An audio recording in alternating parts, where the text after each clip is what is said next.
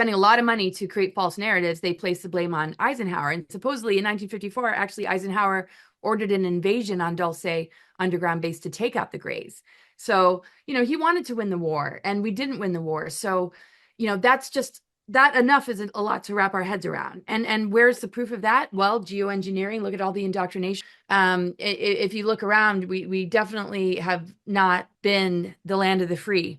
He really explained in his final speech this warning about the military-industrial complex, which includes secret space programs. And so with the help of Val Thor, to counteract this unconditional surrender agreement, he set up the Earth Alliance, the White Hats, and the positive military units that survive today.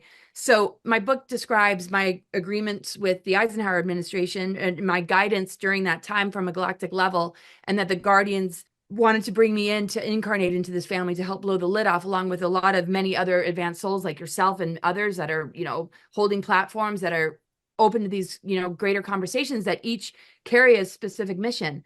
Every single human does, but they've just sort of forgotten. So we're more the activators and reminders of you got to dig deeper, guys. This isn't a trustworthy system. And there's many components to it all that it doesn't even matter if we all see things the same way. As long as we're pit against each other and we're in this divide and conquer program, we're not going to get anywhere. Before we get started, folks, make sure you hit the pause button. Okay, go down below. There's a Rumble link. Go over to Rumble and follow us over there. QFS1776.com is, without question, the holy grail of what's to come. Okay, T-shirts. You got to get yourself decorated. This way people will ask you, what is XRP? What is the quantum financial system? What is this? What is that? And you send them where? To QFS1776.com, where they need to immerse themselves, because we're going to burn down this system down to the ground. And out of the ashes will rise the phoenix. There'll be nothing to go back to. Believe me when I tell you that. Also, our Telegram groups down below. If you want to learn what's coming and you're sort of a little scared, I understand. Believe me, I was there too at one point. And if you need more than $10,000 worth of XRP or $1 million worth of XRP, you come see me. Send me an email at QFS1776@gmail, and we'll get you as much as you want. Gold and silver. Welcome to Carmine'sGold.com. Don't waste not even a second looking. Cheaper prices just don't exist. How important is it for you to own gold and silver right now? What does it mean to me personally? There's an economy that's about to crash beyond what words can explain. In 5 words, I'm going to educate you on gold and silver. Are you ready? You need to own some. Simple. Hi, Elisa V here. Did you know that medical bills are the leading cause of bankruptcy in the United States, accounting for 66.5% of bankruptcies? In fact, in 2022, 17% of adults with healthcare debt either declared bankruptcy or lost their homes due to it. We can all agree that the healthcare system is broken. Well, there is an alternative that I want to tell you about. It is Impact Health Sharing, which Yahoo News is calling the disruptor in the $4.6 trillion healthcare system. With Impact Health Sharing, you can choose the doctors, clinics, and naturopaths that you want with less restrictive guidelines. Medical bills are reduced to their fair market value, and premiums are 30 to 72% cheaper than competitors. Plus, Impact Health incentivizes healthy habits like supplements, gym visits, and therapy. Call 844-275-1056 and use the code Mel Carmine for a free quote today. Hello, everyone, and welcome to the Mel Carmine Show. I'm your guest host, Elisa V, better known as the Queen of High Vibe from my High Vibe show. And I'm so happy to have you here today. I'm loving being here and meeting so many of you, and just enjoying this opportunity to bring you some amazing guests and some wonderful conversations. Please like, share, and of course, subscribe so that we can continue to bring you great stuff. I'd also encourage you to take a look at the description box below, because there's a lot of information there about the Quantum Summit too. And tickets are going very fast, so be sure to get yours to this amazing event, which is happening March 8th and 9th. It's happening in Cape Canaveral. I will be one of your co-MCs, and this promises to bring together some of the most influential minds and individuals that are shaping the future of science, health, and governance. We also want to let you know that seating is limited to 917 attendees, and we are going to stop selling tickets 10 days before the event. So I definitely urge you to move quickly and get on board to attend the Quantum Summit too. You can also visit quantumsummit1776.com to get more information and get your tickets. Now, without further delay, let's begin today. I'm so thrilled to introduce our guest today, Laura Eisenhower. Laura is a master astrologer. For those of you who have not had the privilege of seeing her on her own podcast or on the many podcasts to which she has graced.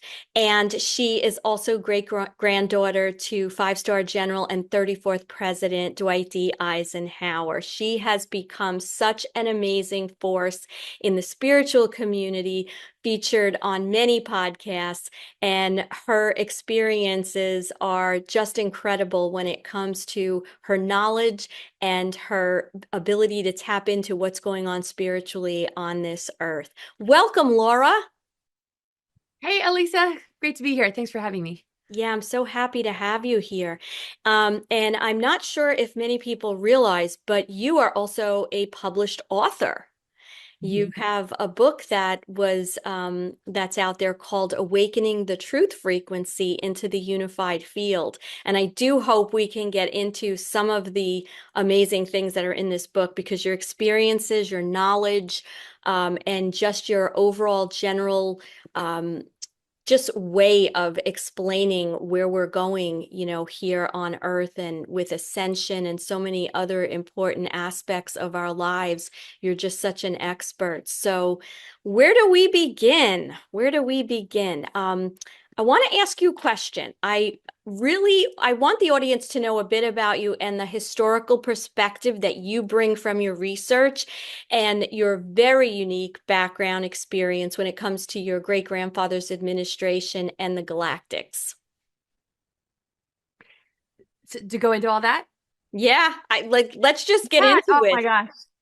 Oh yeah. I mean, yeah, thinking about just the office of presidency, the governments, and their relations with extraterrestrials is just something that is quite the rabbit hole to go down. There's so much information that is out there, and I've found out a lot more than what you would find on the internet. If anybody were to look up Eisenhower and ETs, they probably would run into the 1954 Greada Treaty. And from what I've discovered, he actually didn't sign that treaty. It was MJ-12. He didn't have any authority to negotiate with extraterrestrial races, because in 1952 under Truman there was an unconditional surrender agreement. When the UFOs flew over the Capitol in 1952 out of Antarctica, after the failed mission of Admiral Byrd, Yes, attempted to go to that base, which failed, and I believe that was around 1947, same year that Project Paperclip and Nazi scientists and particular experts in these fields of medicine, Mengele sciences, came over to the United States. In 1952, this was the actual surrender. So when the UFOs let me stop you for 1 minute for any of our listeners who have not really gone down the rabbit hole yet of the Galactics. And this, sometimes this could seem so like we take for granted, and especially you take for granted when we've done research and we understand a lot of the behind the scenes history that's gone on. But basically what we're saying is that, unbeknownst to a lot of people and a lot of the public, there was a lot that was going on behind the scenes starting during the Second World War, where it came to human interaction with galactics, and many of them that were in communication or in contact, let's say, with the Nazis and some of those evil forces, were also not really here to necessarily help humanity in a positive way. And that's where, we have a lot of the, anybody who has done research, like you said, on your great-grandfather, has found that there's some very negative things that were said about his involvement. And what you're saying is, with further research and understanding, Dwight D. Eisenhower was not one of the ones to sort of sell out humanity, if you will, to the negative galactics. Do I have that right for anybody who's... Yeah. Yep. So when I was running into that information, I wanted to share it and bring it out because we need to know, even if I don't like what I'm hearing. But the synchronicities in my life and the people that I've met and insiders, I guess you could call them, that would know, helped me to understand what really took place. Yeah, so there's a lot in my book about all of this, all the information that I've heard along the way about the possibility of, a treaty being signed in 1954 under Eisenhower, just to, create a comparison with the more recent information coming from Dan Cooper, who's the senior advisor to the Earth Alliance. And he said that MJ12 did this behind his back. Elena Denon has said that. I'm not really in touch with her, and I'm not necessarily on board with a lot of different things when it comes to what we're hearing. Not to discredit anybody, it's just where I am very discerning and on the fence when it comes to certain things. But when I look at the research coming from different individuals that all say the same thing, including Alex Collier, who's a contactee of the Andromeda Council, they all say that, Eisenhower didn't sign the treaty. He didn't have the authority to sign the treaty. And what we don't know about is that this unconditional surrender agreement took place under Truman, that all of Congress signed, and basically it divested all the authority of ET relations to MJ12 and these three-letter organizations. So because of Project Paperclip, because of the Nazi propaganda ministry spending a lot of money to create false narratives, they placed the blame on Eisenhower. And supposedly in 1954, actually, Eisenhower ordered an invasion on Dulce underground base to take out the Greys. So, he wanted to win the war, and we didn't win the war. So, that's just, that enough is a lot to wrap our heads around. And where's the proof of that? Well, geoengineering, look at all the indoctrination, look at the pandemic, look at, our skies being sprayed. If you look around, we definitely have not been the land of the free, maybe the home of the brave in terms of people bringing out this deeper, truth and information that we can all just like sort out. We can get to the bottom of things. And he really explained in his final speech this warning about the military industrial complex, which includes secret space programs and so with the help of Val Thor, to counteract this unconditional surrender agreement, he set up the Earth Alliance, the White Hats, and the positive military units that survive today. Eisenhower did. Eisenhower did. So I explained it all in my book. So they want to blame the ones that are the good guys and make them look evil. That's why we see a lot of propaganda that, Hitler was actually good and the Nazis had a good plan. We went after the wrong enemy. And in a lot of ways, we did and we didn't. Like there was a lot more to all of this. Yeah. Many deeper layers, and he could only really counteract this by getting to those deeper layers, dealing with the bigger galactic war by setting up these positive military units in the face of this unconditional surrender agreement, because the deals began in the 30s under Roosevelt's administration. Can you tell a little bit more about these deals? Like so we're talking about, there's negative forces, there's positive forces. We didn't quite win the war. Eisenhower was trying to give warnings. He was setting up a lot of these positive military operations, so to speak. But what is this war really about? Because that becomes very spiritual and very much about humanity and our history, and then, hopefully our future, right? So what is this war that we're talking about? Well, it's just service to self, service to others, negative alien agenda. That if you look at the 13 families, and the deep state and that connection, and the Anunnaki invasion, we're dealing with control agendas. The Black Suns, the Sons of Belial, the manipulation of the planetary grid network with reversal grid technology. And this goes way, way back. But so when you look at deals, you're just looking at, a humanity that's trying to understand something that's been impacting us for a really long time since the fall of Atlantis, going, back into, just when the root races were established here, over the course of evolution, different phases of our Earth experience, bringing in different root races, Lemuria, Holocaust, Nephilim Wars, Electric Wars, there's deep history that we're not hearing about in our schools. So, when we hear the Genesis story, or we hear, just like when the wars began, we're not looking at the bigger picture when it comes to the galactic. So exploded planets like Tiamat dropping down into this lower harmonic universe, then Maldek exploding, the rings of Saturn coming from that, and refugees and Anunnaki coming in. We've been invaded a long time ago. So to keep, an artificial timeline in place that is based in these reversal grid technologies that literally harvest and siphon our energy, meanwhile, our DNA is being compromised and we don't have access to the fullness of our DNA. We're like in a very limited expression. We don't have the galactic memories to even argue, with what we're learning in our history books and what we get, in the school system. So we see the morphing of our history into something completely different. So it might still say in our history books we won the war, but it's steering it into and like other narratives. If they make it into the history books, who knows? I don't know how the school systems are going to change in regards to that. But we see indoctrination, like in this next generation already, about gender confusion and about things that they're introducing into our schools that are not what we got in our generation and generations before. So this morphing and sort of like war on consciousness and hidden weaponry coming through social engineering, indoctrination, medical tyranny, all the different levels that we see, in just like the Hollywood industry and Epstein's list, Diddy's list, and the deeper underbelly where, we find out about satanic ritual abuse and MK Ultra.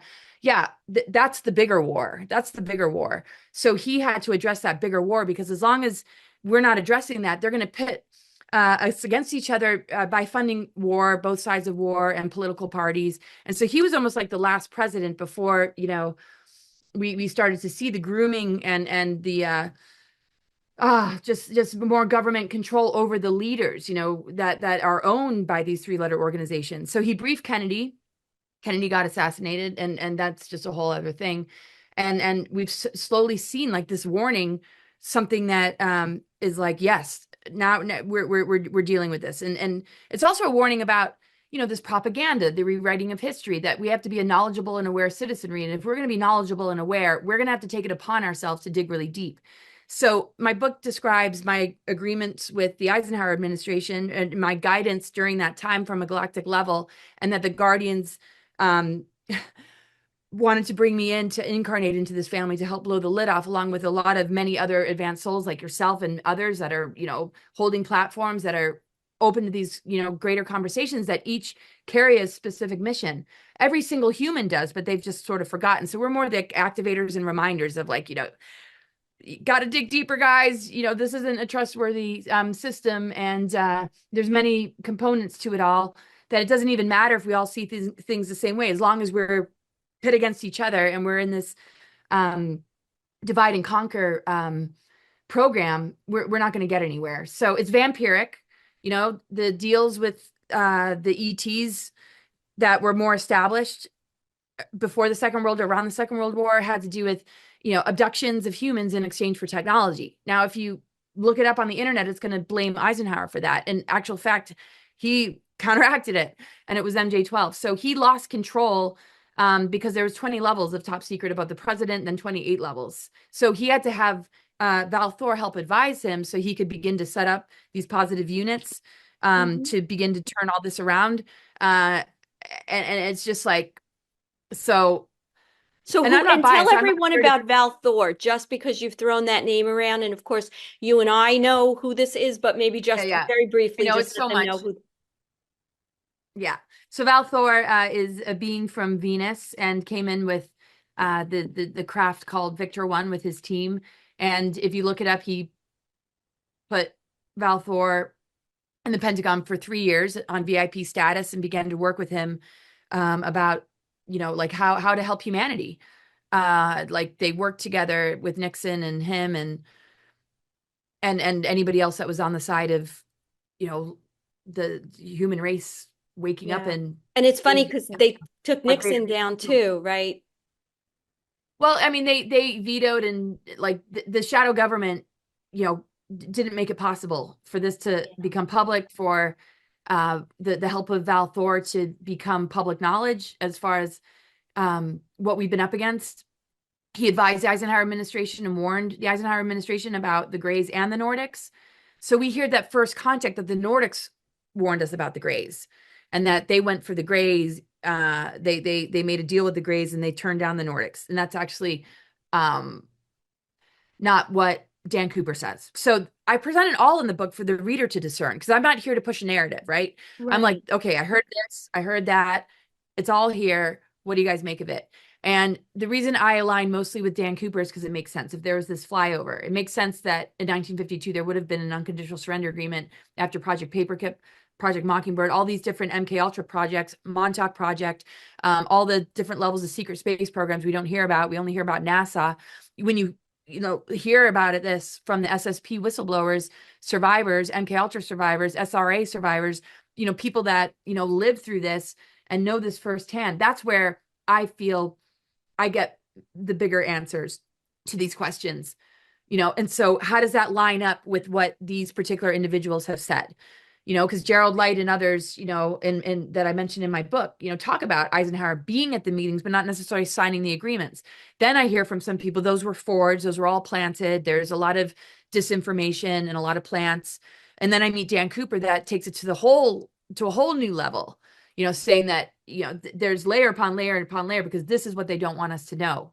So we shouldn't fear that there was an unconditional surrender agreement. We just need to understand, what that means as far as, okay, they're not dropping bombs, even though there's always the threat of something like nuclear weapons and, Third World War. It's the war on consciousness. It's the slow grooming from generation to generation of hooking people into this globalist climate change wokeism that is taking us down a trajectory of more enslavement, more New World Order, more mandates, more medical tyranny, possible fake alien invasion, and all these different artificial engineered events to keep us from the growth periods and the initiations that the planetary alignments provide for us to begin to advance ourselves and see a much more beautiful future that we can manifest and create amongst each other.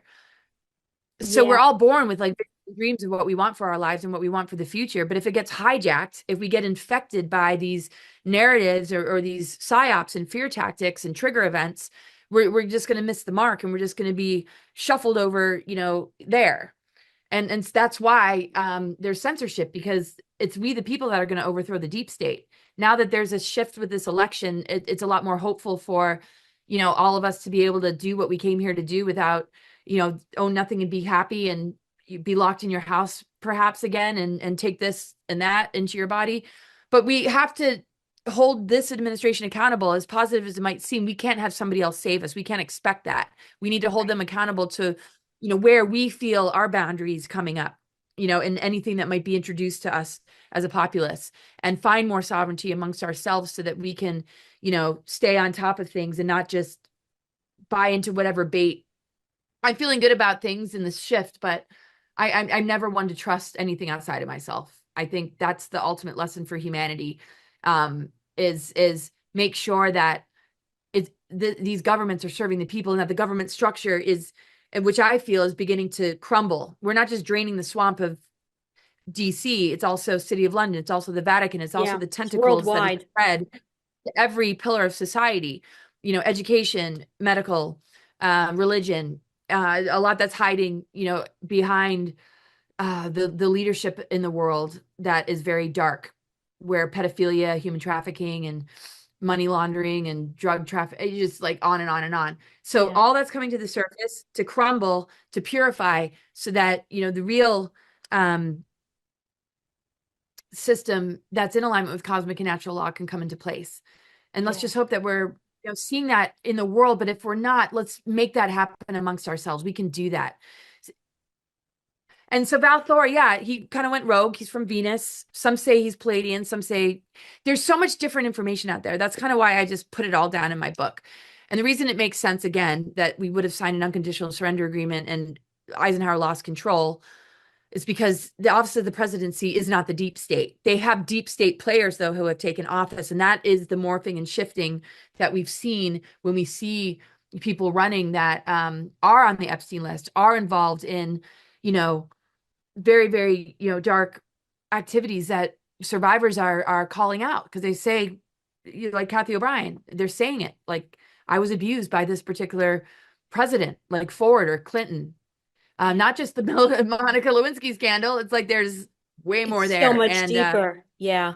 And and it's it's very difficult. So I know this is probably like, whoa, almost too much for people to hear, but we got to dismantle it within ourselves, and not have a dependency bond, or put these people on pedestals, or think they're out for us. It's like, this is the ultimate lesson: to find more sovereignty, to disconnect from the false parents, the dysfunctional relationship that we have with society, recognizing it's no different than needing to divorce a narcissist or an abuser that charmed your way into marriage, right? That, and at the same time, we were born into it. We didn't really have a choice. Now we get to divorce it and cut the cords.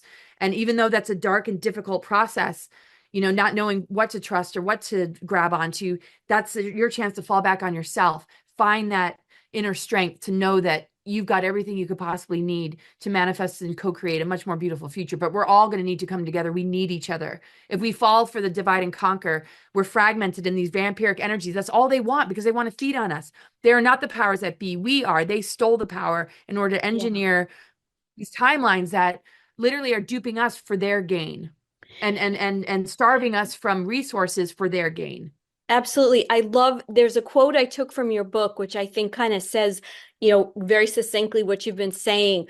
We are contending with nothing short of a war on consciousness, trickery, life, false flags, and psychological operations are at an extreme to throw humanity off the trajectory of our divine potential, instead taking us into a new world order and that many cannot see, dealing with extreme censorship and low vibratory troll attacks. And that's essentially what you just said in the last sentence before I said that quote, was that they're feeding off of, people say, well, why? Well, why is this happening? Why did they want it? What is the end game? And it's really to feed off of this beautiful consciousness and love that we have, that we possess as humanity, and kind of steal, or like you said, it's very vampire like, steal this.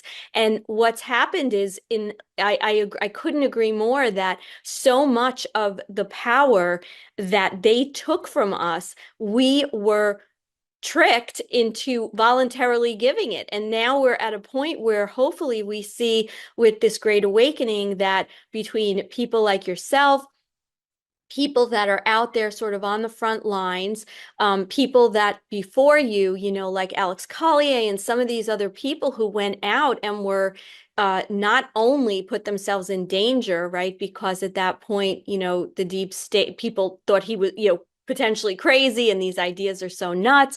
And, but they went before to try to educate humanity into realizing that the power is all within us. And I agree with you. While I feel really good about this administration, and, I'm really happy about a lot of what seems to be being dismantled, around the world, we can't look for the savior. Like, we have to realize that we're in this shape we're in because if we all come together and we don't let them divide us, we are going to be able to have so much more strength and stand in unity.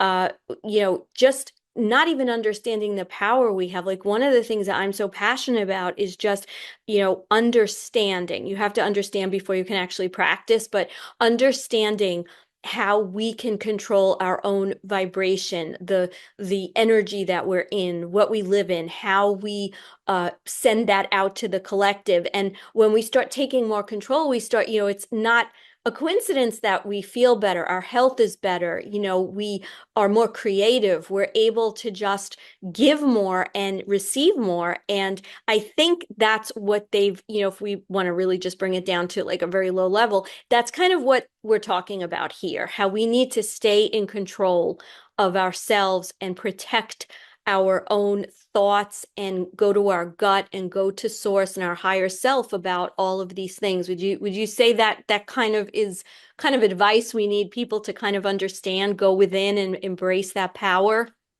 Absolutely. And so beautifully put.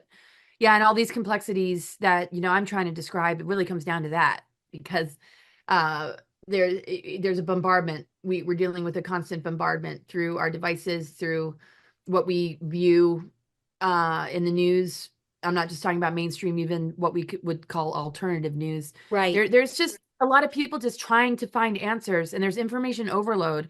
Just like I'm right, you're wrong. And it doesn't have to be like that. We just need to just know the fundamental challenge and see the solution is, not something somebody else is going to provide. It's only something that we can find within ourselves. We win the war on consciousness within ourselves. To claim the victory over the war is to claim victory over our thoughts, our mind, our emotions, our reactions, what we allow into our system, with greater discernment and with boundaries to what might not be something we want to feed into or take on. I mean, the thing is, they use us to manifest what they want, because as long as we're engaged, we're enabling it. Yeah. While we're victimized and we're blaming something outside of ourselves constantly, but we're moving into a time astrologically where Saturn in Aries is going to be conjunct Neptune in Aries. That's really when Aries, the ego identity, has gone through a massive healing with Chiron in Aries and the North Node in Aries, which means that the growth period for humanity is really looking at identity wounds. Where have we been so wounded in that arena that we're just grabbing at labels and like, I'm this, I'm that, I'm this political party, I'm this religion, I'm this pronoun. So there's a massive healing on that, to begin to not be so compartmentalized and leverage that those wounds and traumas, and not look for the outer solution, but to let it be an opportunity to upgrade us into the healing that connects us with the unconditional love of the mother, the father, the true parents, and divine blueprint that we inherited from them that's been tampered with. And that tampering, wants to keep us in a loop so that we don't begin to explore, who our true parents are. It's sort of like having foster parents that don't want you to know that they're not your real parents, and they never want you to, and you believe that this is all you got. So it's natural in this time of ascension that we're going to begin to open up to those new levels, but there's always a psyop, there's always some kind of attack, there's always some sort of event that happens that just shakes us into, a response that we're constantly managing, but we need to manage it from a different perspective. And a lot of people are, like detectives that are like, this is an anomaly, this looks engineered, this doesn't line up, this doesn't make sense. Like architects and engineers for 9/11 are people that are looking, at these fires. There's an anomaly here, that are, studying geoengineering and the AI, darker technologies, and how they're being used. Not to say that we're not going to positively, use it, but we are the ultimate technology, what we generate into our environment, and we can override and offset and dismantle the dark weaponry when we take it upon ourselves to own our own thoughts, to, work deeply at clearing ancestral patterns, programs, by understanding that disease and adversity is helping us to find ourselves again and get closer to ourselves, to begin to unlock what's been dormant, instead of constantly have something else outside of us to solve it and manage it. Yeah. Not to say that there aren't helpful, benevolent people out there, but sometimes they absolutely take control over your process of gaining greater self-awareness and understanding the deeper root of it, which is what we want to see more in the mainstream, instead of pharmaceuticals and just jabs and it's just taking advantage of our vulnerability. So we have to embrace these challenges as opportunities to discover how much more that we are. And that's when they begin to lose their grip. And that's what they're most afraid of. So they're kind of in their final death throes as we're going through this shift. So they'll shake up anything they possibly can to make it as miserable as possible, or to see, but they know it's game over. Now it's like, how much are they going to harass and bully to make things difficult as this transition takes place? What left can they actually throw at us when our consciousness is so above these dark technologies that like they're not going to be as successful as they would have been if we were just staying unconscious and easily played. The pandemic woke a lot of people up, so it's like whatever they pull out of their bag is not going to be so easy because they've already been busted.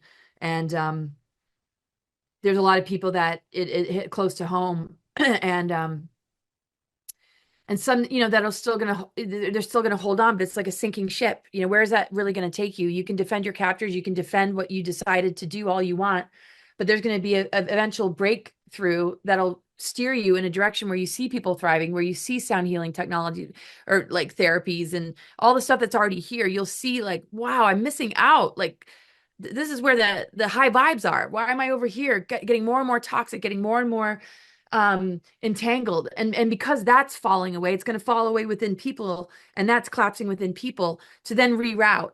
And that's where the healing centers and, hopefully med beds and ways to help people, dismantle and recover from these bioweapons and the mind control and the grief of the guilt that'll come up with, how could I have been so mistaken? I can't believe I consented to this. And my children also, like, there needs to be major counseling and a lot of compassion and love for people that were just well-intended and didn't know any better. And there'll be a lot of casualties too, because people are not ready, and that's Yeah, okay. I think that's the scariest thing right now. Like, just my own little crazy story. Back in the early 2000s, I went down like a little rabbit hole, and I would say I was like kind of, I would be considered like a conspiracy theorist, right? Like by my family and friends. But I went down the rabbit hole because I had a house out east on Long Island, and I spent my summers growing up in Montauk. So I wanted to research the Montauk Project. So I went down all these rabbit holes, and I have to tell you, Laura, it literally scared the crap out of me. Like, it was such cognitive dissonance. And I came from a family where my dad was very, very much into the belief system of the galactics. And, so I'd been around this. It wasn't like something that was foreign. And he actually believed he was abducted, which is a whole other story. But I was reading about this and, the time travel and the monsters and all these things. And it literally just scared me. And I had to stop looking at it for a little while. It just was shaking my sense of safety. That's really what it was. It was like my sense of safety. And that's not, I knew there was probably, there were beings out there, but I didn't know they were right here, and I didn't know this was happening. So what happened was, I kind of put it out of my mind for a little while. And then there was a sense a few years later of just this knowing, and there was more peace to it, and there was more acceptance. And so I think a lot of the concepts and a lot of the things that we're trying to educate and share with people, it's very shocking, everything, even when we talk about jabs and things like that, because we believed, we were told, we did things with our kids, whatever it was, with ourselves. And so, sometimes it's just a matter of being open enough to take the information in, to maybe put it aside, so you're not totally overwhelmed, and then to just lightly bring it back in so that you can sort of just metabolize all of this, because there's going to be a lot to metabolize, like you and I, it was in pieces, but now I think things are coming out a little fast and furious, and it becomes very overwhelming. And we've been so brainwashed and trained that we have to put food on the table and work. Like, how much can you think about, like that's part of the programming that we've been through, rather than to realize we are supposed to be here to help one another and to live lives and not pay to be on this planet. As Alex Collier is always famous for saying, that he was, was told to ask to him by one of his Andromedan um, uh, uh, people that he met. And that's, I think, where the compassion, like you said, has to come in from those who maybe have gone before these people like us, to not just accept, just feel like these people are going to just like, bam, tell them, right? Like, you're not going to throw a bucket of ice on someone to wake them up in the morning. No. To be kind. And that's where I think the challenge is for those of us, the listeners and people who are awakened and so angry at a lot of what we know and have known, but to say, you know what? We need to have compassion and love to help those that maybe are just new to all this, and kind of get rid of that feeling of wanting to be vindicated and, we were right and we told, No, not at all. yeah. And yeah, we might know some things, but they're just as right. They signed up for this. They're so new before coming in that they would participate, just like we participated. We've all participated generation after generation. Don't fear the choices that you made or what you might have allowed, we allowed negative partners in, we allowed stupid movies in, we allowed all sorts of things into our space that, upon knowing that's not really good for me, or maybe I can not consent next time around, you grow, you gain more wisdom. I mean, the laws of alchemy are real. We can turn lead into gold. You don't want to look at it like this is right, that is wrong, this is good, this is bad. What you did was, I mean, it's like you got to make peace with it. It's not all negative. You know, if you did it because you have good intent, then that overrides where there might be dark aspects. And it's not all black and white. It's not like it's all bad and this is all good. You know, it's just from this point forward, you might just want to rethink it, make sure you understand the source of it. And just remember, everything is frequency.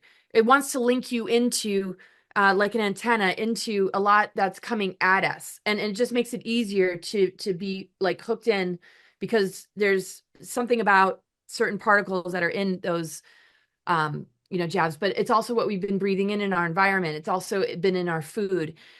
We're all impacted by it, whether you got that or not. But if you know, if we look at everything like the enemy and like, you know, we're just victimized by it, that's not where it's at. Look at yourself as a powerful alchemist, that once you awaken and once you have that awareness, everything begins to shift, and your physical body will catch up with the consciousness shift that you make to be, you know, more free in your thoughts, to be more discerning, to, you know, just like when you go through a nasty breakup, you're not going to be feeling that great. You might be processing a lot of dark emotions, and you might be struggling to find your self-worth as you forge a new pathway for yourself. So just like this, you know, whatever has been, as you reroute, it's going to resolve, you know, whatever it was. As you let go, as you reset the energy, you know, your body will follow. You know, Mother Earth has provided us all the medicines and the galactics, and how this Earth is like a multiverse, and it's connected to, you know, these higher levels and higher harmonic universes and star systems. That's why we used to have advanced civilizations, and we have this advanced DNA. There's nothing that we can't overcome, heal, or cure. And just, you know that. And it's not all necessarily negative. There might have been placebos, and there might have been some jabs that aren't as harmful as others. There just might have been, you know, certain batches or certain infiltrations that, just like in our food, that got in there. Like, I don't want to scare anybody. Like, oh my God, what have I done? You know, we could all say that about the way we raised our kids and what we thought Absolutely. was acceptable, that we were told to do, that we did from the goodness of our heart, that we're ourselves correcting now. So, you know, I know a lot of people that felt like they had no choice, or they would have lost their job. Yeah. And it probably wouldn't have made sense to put your family on the line and not be able to put food on your table, and just be living out of a vehicle just because, you know, that you refuse. Well, some people didn't have that option. So there's no right or wrong move here. It's just what can you do now that you have this information, and just know that you can heal. Just know that you can shift the frequency, work with sound healing. You know, it's very much about frequency. I always like, you know, look at it, even, yeah, SSP people are people that have been shot up with all sorts of things, mind controlled. We can undo all this with all sorts of techniques and ways. I talked to Stuart Swerdley. He said a lot of these dark technologies are going to be turned around and used for the good, you know. And I'm like, even 5G can beam like 432 hertz. You know, they can spray essential oils on us instead. It's like everything's going to be okay. Let's just know that. And don't fear what you took into your body. Just know that you're going to be empowered to know what to do from this point on, because you have this extra awareness. It's going to help you.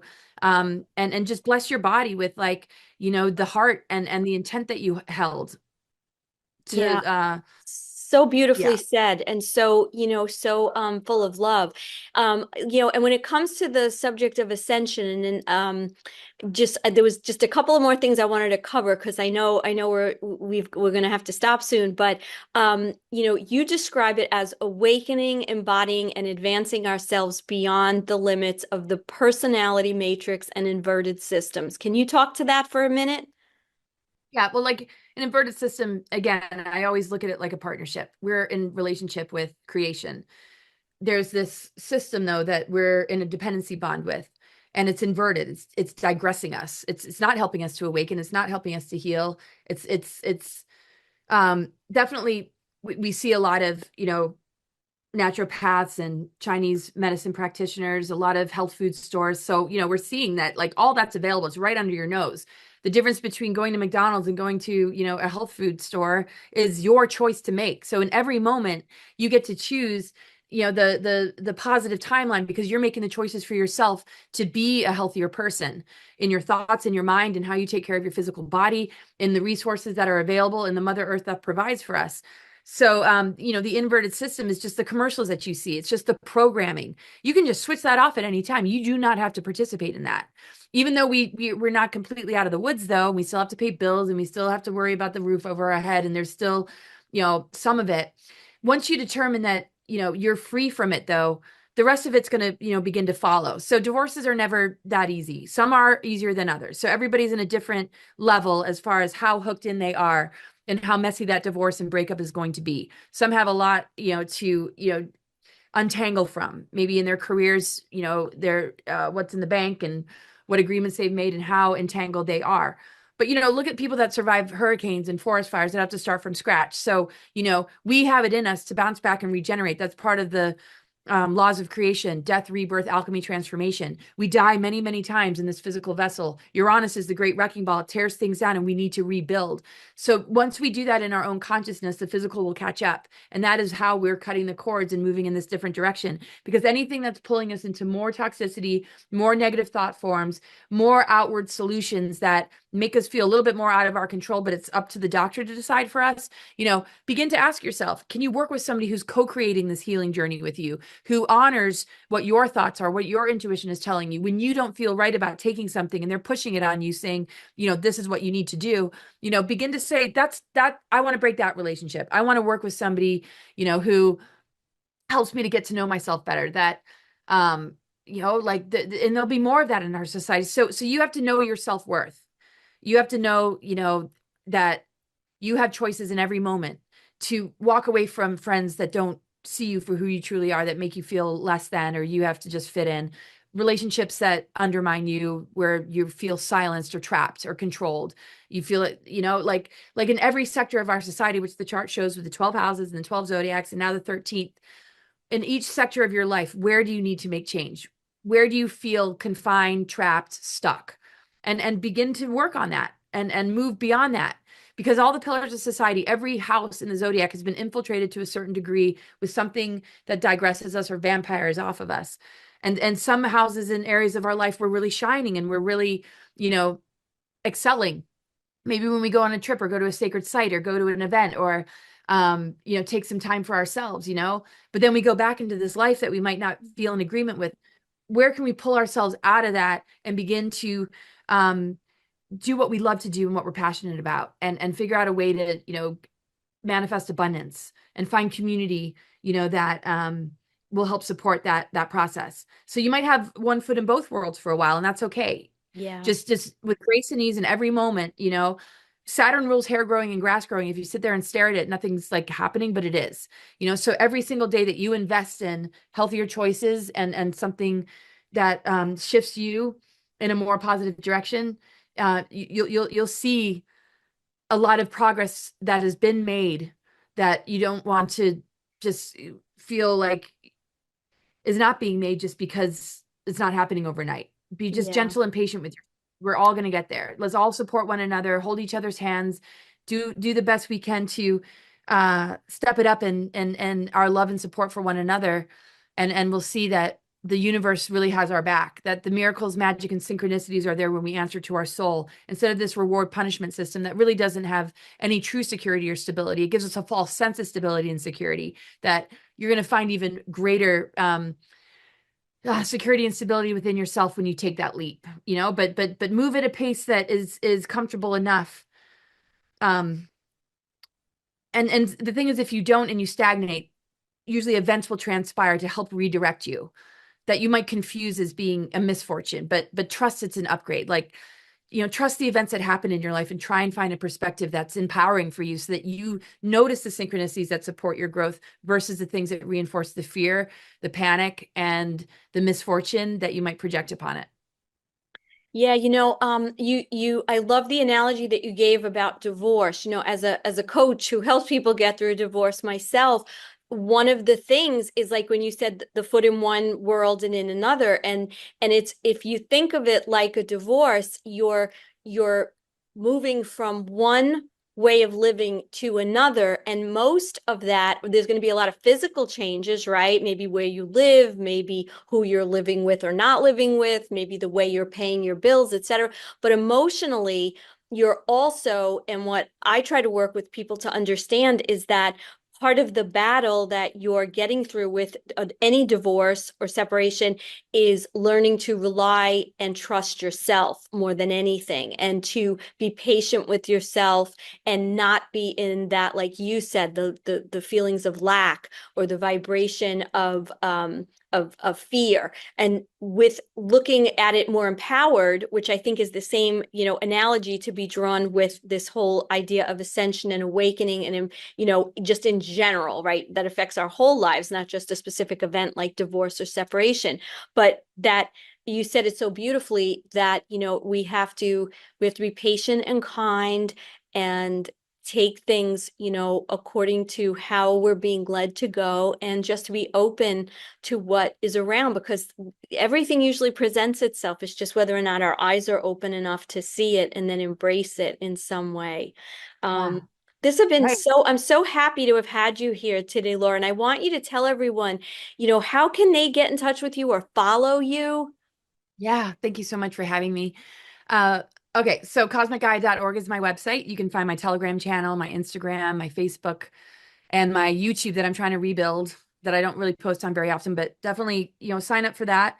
I have a subscription and I do sessions for people. I do astrology. And yeah, to really look at, what aspect of your life are you looking to make the most change in, and what planets are supporting that? And if they're not supporting it, it doesn't mean that you can't work on that. You might just be working on it in a different area that then resolves another area. Like when we make a change in our career, it's going to make a change in how much room we have to play and be creative and have fun, right? So, it's like we experience all of it, but there's certain areas that life events and times of our life where we're really being drawn to focus on certain areas for doing, real work. So we don't want to distract ourselves. The more we get to know ourselves, the better off we are. And we don't want to be on autopilot anymore, and understand that this is a time of awakening to just the beauty of all that we are and what we're capable of doing. There's part of the awakening to the madness of what's going on and the control systems and this and that. But the ultimate awakening is, what they've tried to suppress and keep you from, that is beginning to blossom. And so I work to help people, just really see that and own it, so that you're not just in a fog of confusion all the time. And also, sometimes it's really important to just surrender. And like you said, trust. So we're all going to get there no matter what. And let's continue to just stay united and be on this beautiful, healing journey. Turn your wounds into wisdom and pain into purpose. And you'll see that it wasn't all just to torment you. It's like you're going to find yourself in your truth and why you came through these adversities, just like you teach about and talk about. So thank you for having me.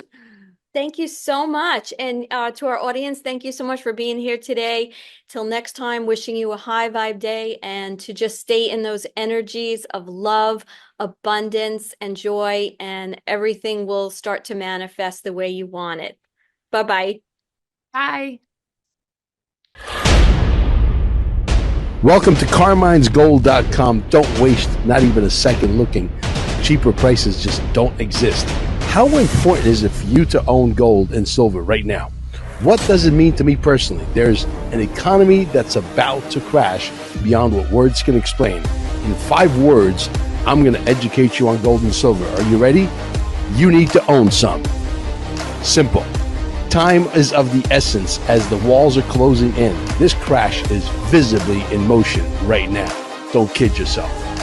The only way to preserve wealth is to become your own central bank. Just by owning gold and silver, the banks that are going into survival mode are currently stacking gold and silver like it's going out of style. You have the same opportunity instead of keeping your money in paper, which is worthless. Again, this is not financial advice. Going into survival mode is everything. Preserving your wealth and positioning your family to thrive in the near future is paramount. The time to take action is beyond crucial. God's money cannot be faked. It's got intrinsic value. It's got plenty of usability. And because the crypto game could be extremely complicated for most, this becomes the only way to preserve your wealth in the current times we live in. The price manipulation that has occurred over the last 150 years is about to come to a full stop as we move into an extremely different world. And the true value of gold and silver is going to shine like never before. The people who vividly see what's happening have moved into panic buying right now. The people who get it, who are positioned for wealth preservation, who are accumulating every week, every month, stand to change their course of history for 100 generations to come. Buying gold and silver from carminesgold.com at unbeatable prices is the best decision you'll ever make. I'm going to end by saying this. This is my opinion and not financial advice. This crash is knocking on the door, and it's clear. It's here. We can fill any size order, $500, $500,000, and yes, even $10 million. Your best option to preserve wealth, if you don't understand cryptocurrency, is gold and silver. Do it now.